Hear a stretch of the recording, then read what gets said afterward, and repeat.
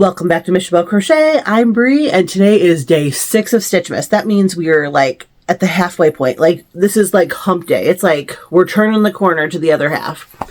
I am so glad you stuck with me this long, or if this is your first video, check out the other ones and come back and stay with me for the rest of Stitchmas. Anywho, today's going to be a quick one. There's some bad weather possibly coming, and I got to get to the grocery store. So, without further ado, let's get into it.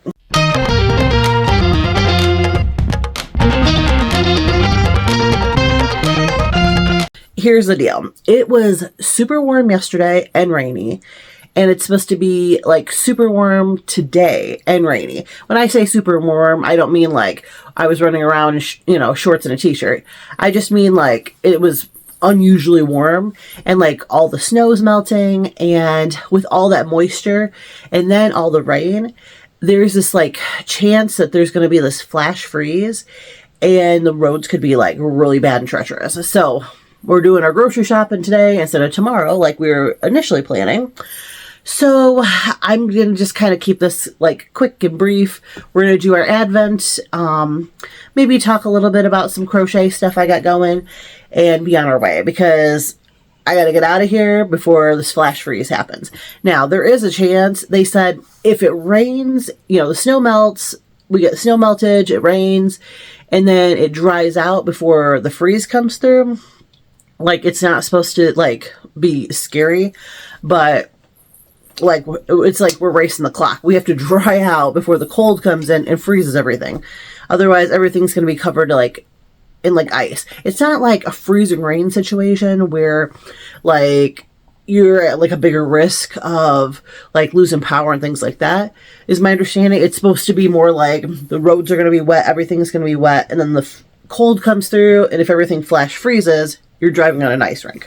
So that's enough yapping. Let me go ahead and grab my Advent for today and see what we got to work with. Okay, we have an interesting box.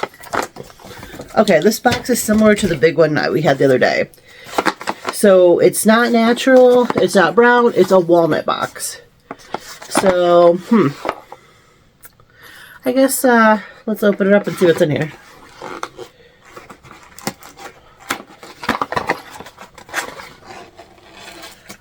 Oh, okay. This looks like another yarn holder.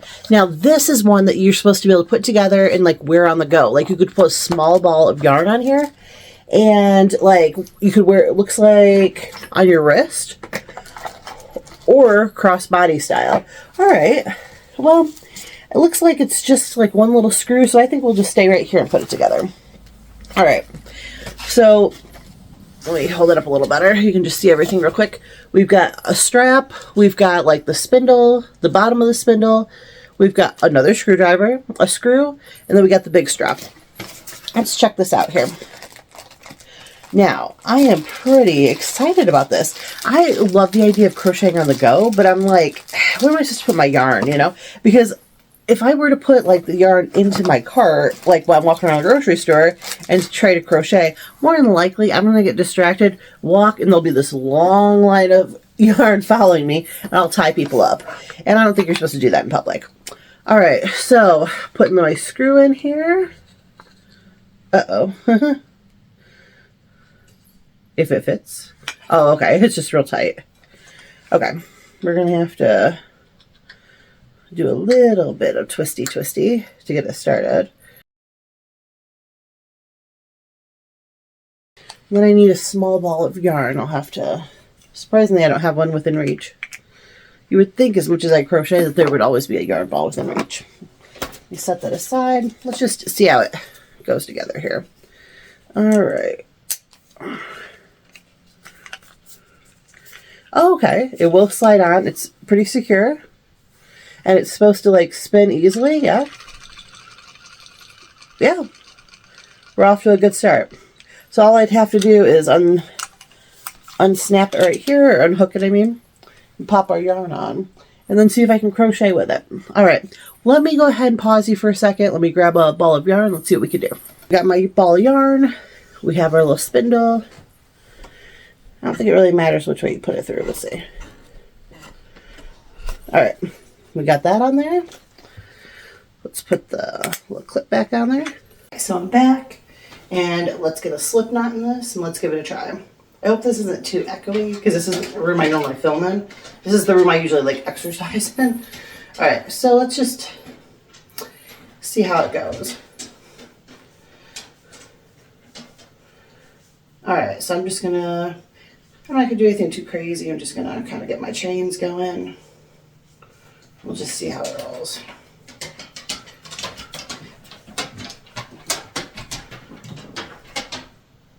I saw other people try this. Oh, I have a visitor. Hi, Rogan. My dog just walked in.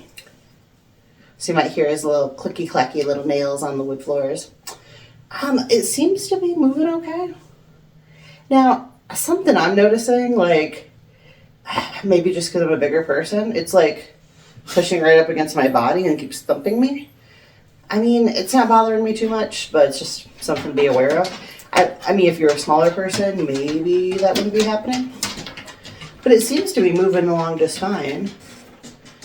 So, the only thing I will say, though, is I don't think right off the bat, I don't care for the strap. Because, like, my wrist is moving, and it's just rub, rub, rub. And having a leather strap, like, just rub back and forth, I think that's going to rub me raw. So, maybe with a different strap it'd be okay, something softer.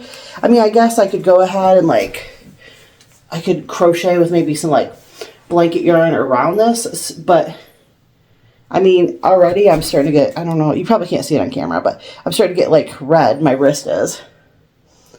So from that, so this might not be for me. Maybe a different setup. Like the yarn is, you know, it's coming off smooth enough, and it's not like real heavy. But the idea of every time I move, it's rubbing on my wrist. I mean, if I had it over a sleeve, if there was some kind of barrier, it might be okay. But I don't think this is going to be for me. So. Let me head back in the other room. We'll talk more about it. Okay, so I just almost forgot. I actually forgot there's a strap. So maybe even if the wrist strap isn't for me, maybe this strap is. So I'm assuming you just click it on here. I'm going to extend it out. Because I mean, oops, forgot about the antlers. We'll toss it over there for a second. Okay, now, in my opinion, the strap hits at an okay spot. And you figure then I'm not going to have it rubbing on my wrist. Let me straighten out my yarn because in the process I messed up my yarn. Let me pause and straighten out my yarn because that was my own fault. Okay, so I'm back. I had to get this straightened out. Let me tip my camera just a little bit. I want to make sure you can actually see it. Okay, good enough. So I think the strap hits in a decent spot as far as I'm concerned. Let's just see how it actually pulls though from the ball. Oh, we're already running into a snag. I had it straightened out.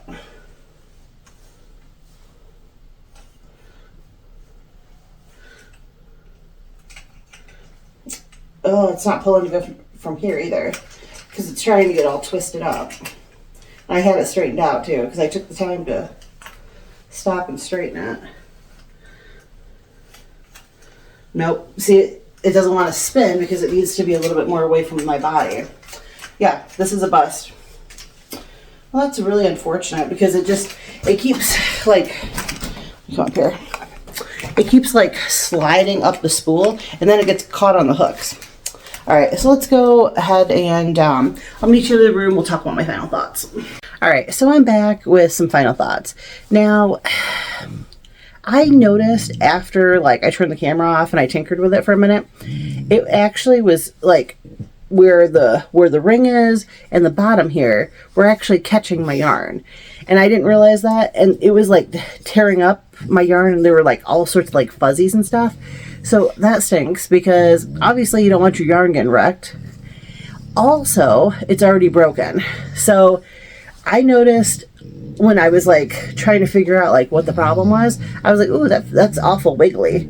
And so I tried to like screw it down some more. Oh no, it's broken.